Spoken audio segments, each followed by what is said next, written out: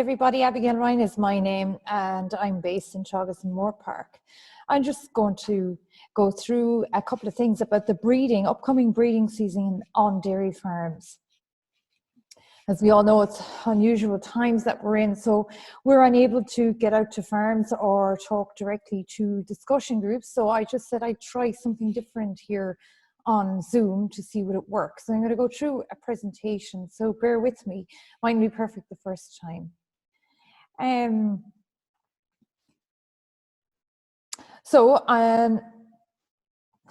Just to look at what will be discussed.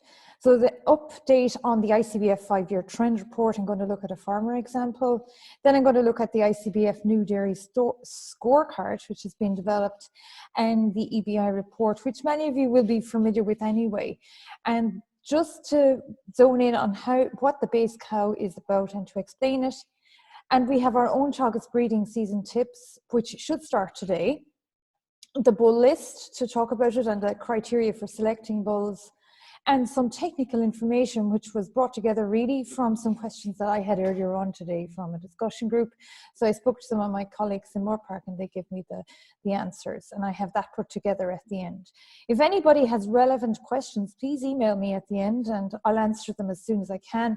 Please don't waste my time with irrelevant questions. Thank you. So let's get on with this. So looking at the 5-year trend report, and if you look at this particular farm, it's a new dairy startup farmer which has been increasing on his EBI each year. So this is one of the things looked at in the trend report. The other thing looked at on the trend report is the calving interval, which actually is one of the KPIs on a dairy farm business. And the target is 365. You can see the national average up here is actually not ideal. And this herd here is tracking well ahead of it at 364. The target's 365. So we want to maintain that. Another KPI here, if I can just move myself off the screen, is the 6-week calving rate. You can see on this farm, it's really, really good since we started. It's almost always hitting 80% and a couple of years above it, and this year it's again over 80%. The national average is way down here. You can see it's just trailing at 65%, which is not good. So let's kick on. And if you look here at the heifers calved at 22 to 26 months, all of this farmers' heifers are calving down at 2 years of age, which is another important figure. This herd here, you can see the average lactations in the herd is 2.1. Not really surprised with this because he's only in year 3 of production. And you can see overall our target is to be up here in the top 10%, which is 4.5 lactations per cow. Sorry. The fat and protein percentage or kilos, and this herd is 421. I think it's a bit unfair to compare it to the top 10% because you don't know what their system is, whether it's a high input system, etc.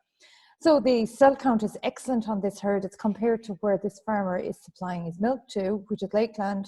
So it's well below the actual co-op average of 110, which is really good. The other thing that farmers got recently in the post is the ICBF dairy scorecard, and you can have a look at it here on this particular herd. I'm just going to look at a couple of the figures. He's ranking very high, as you can see here. There's 5 stars on most of them, and so he's in the top percentage for the herd EBI. He's up at 93%, which is really, really good. And the top 10% are at 147 and above it. If we want to find fault in this, and it will help the farmer by looking at this to see what type of bulls to choose this season.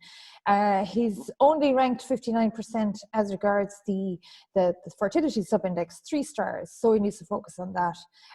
The other thing, the maintenance sub-index is 30, and I think he told me at mature weight in middle of the season they're about 580 kilo weight cow when he weighs them. So again, he has a nice type cow, and the health sub-index he needs to focus on. This needs to be ranked up higher or ramped up higher. It's only at 2 stars, so when selecting bulls he needs to focus on it.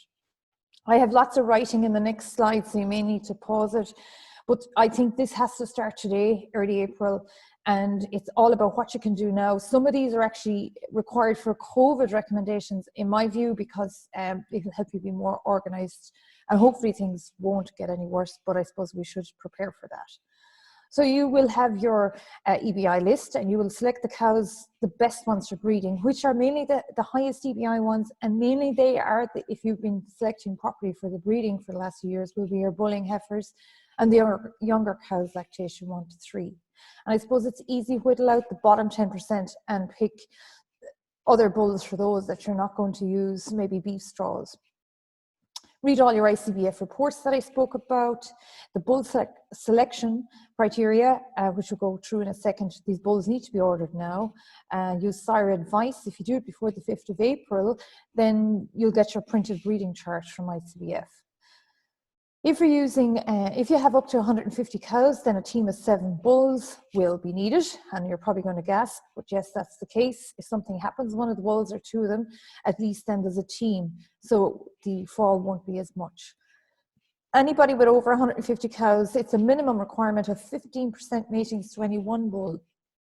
If you've had mineral issues in the past, or if you think you have, you need to blood test now, because it probably will be, there will be a time delay in with the results coming back. Prepare the breeding chart now and match each bull to each cow. Have all your work done now, so in worst possible scenario, if anything did happen, you or if a staff member is struck down with COVID, then that job is done, and easy. It's a protocol again to follow. Service the AI flask now. Organize your AI technician and scanner. Put a phone call in. Just book them and see what their story is.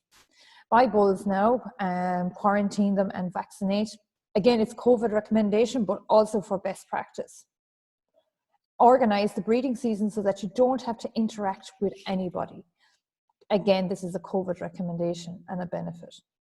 Some technical information. So any cows now that are below body condition score 275 after you put them through the crush should be on once a day milking until they gain condition again. How many heifers do you need to have down in 2022? Work that out. So the rule of thumb is 5 AI straws per heifer. If you're using sex semen, use fixed time AI when using Jersey AI straws.